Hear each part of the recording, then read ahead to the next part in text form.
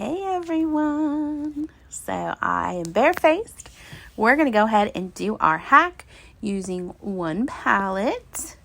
So I'm so excited to share this with you guys. It's so easy. I'm going to use my 3D brush and I am going to tap into my contour color. That's the darkest. And we do not want to swipe. We need just a little bit of product. So tapping is key. If you have too much product on, it can definitely settle into the lines you want, just minimal amount.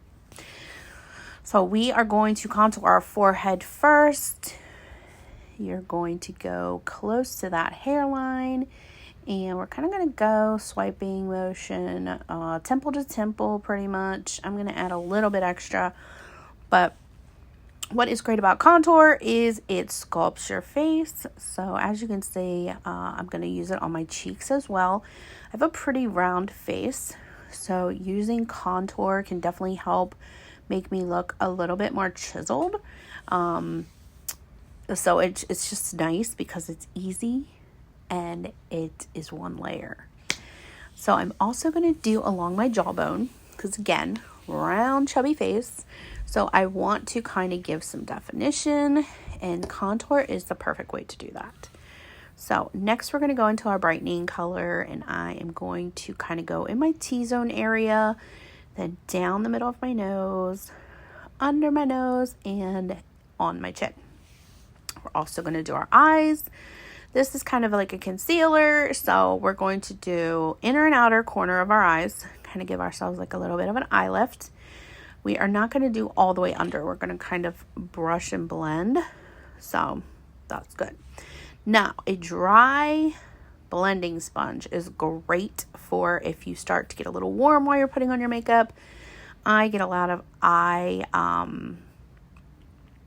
condensation because of my chubby cheeks. So it's perfect to do that. All right, so now we are going to move on to our main color. We're going to use our brush to apply that, and basically tapping, remember, no swiping. And we are going to kind of fill in the spots where we don't have anything right now. And you can see just kind of already it is evening out my skin tone because I have some redness on my cheeks, always have, it never goes away. So I'm just going to use some there, basically in between where I have my contour on my jaw and cheek. Do on my chin, and just kind of, like I said, anywhere we didn't have some already. And we're just kind of putting it on. We're going to blend shortly. Now, the only thing I forgot to contour was my nose. So I'm going to use my finger to do that. And I have a pretty wide nose, so I want to make it look a little smaller. So I'm going down the sides and kind of going to make the tip of my nose look a little bit more pointier by putting it there. I'm going to go beside my nostrils, try to make those look a little smaller because I have such a wide nose. So this helps make it look a little smaller. And the closer you put those contour lines on the sides of your nose, the smaller your nose is going to look. All right, so now we blend. I generally start with my brightest colors, so I'll do my nose, and I always am going to go up because we do not want to help gravity. Then I generally do under my eyes. I try to take it a little easier there just to kind of make sure that I am keeping that skin nice. The more you poke and prod at it, it's very thin, so the more wrinkles you can kind of produce even trying to cover them. But so moving on to the forehead, cheeks, you can kind of go however you would like, and you're kind of like stippling and blending at the same time. It's kind of warmed up on the skin, so it blends really nicely. If you have trouble blending, maybe put on with your fingers instead of a brush. You could also try blasting it with just a smidge of heat from your hair dryer. to help it blend a little better. But normally, just kind of as you're putting it on, it'll warm up to your face. Now, I am also, the only time I'm going to go down is when I am going along that jawline. So we basically want to make sure that we are blending and that it's matching our neck, because we've all seen it where people have done it. Their neck don't match the rest. And that is it. Look how pretty. I love it. All right, so now we are going to move on to our lips and our cheek. So a lot of times you can actually incorporate this in your one layer. I prefer to do it separate, only because I feel like I overblend. So I am adding it to my cheeks. Notice I'm not going on the apples.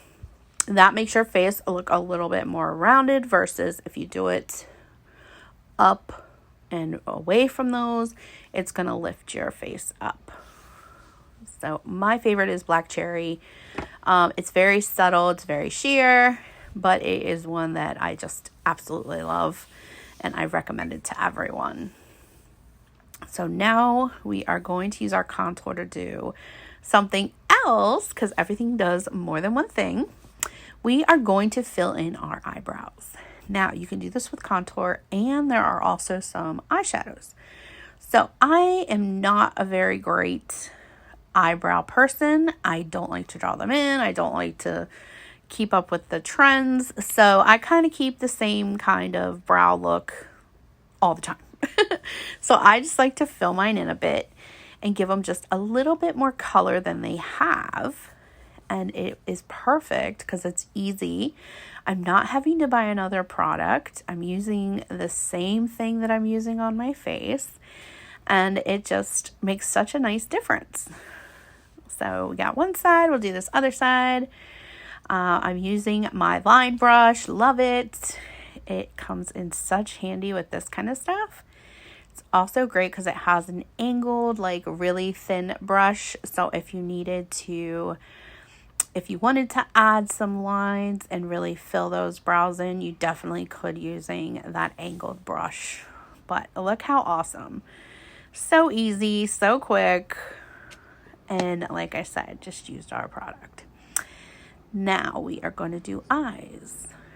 So we aren't going to use a brush for this. I am all about ease. So we're going to use two colors, Rigoletto.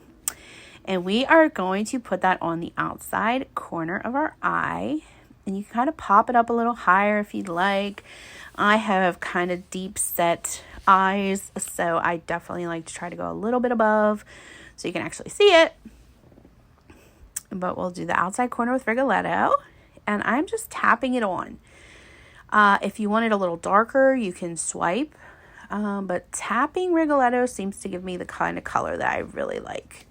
And as you can see, it really just kind of brings it out. Now we're going to go into Aries. This is another one of my favorites. So I'm going to kind of rub into that one a little more because that one has a little bit harder time getting the pigment off. But I'm swiping, you can see, on my lower lid. That is really giving me all the pigment for Aries. And then when I go back, I'm just kind of tapping. So when I'm going to transition, it's a little bit lighter. Because there's really no need to swipe if you're not going to see it. So that's why I kind of do it right on that lower line. And it's just such a pretty color.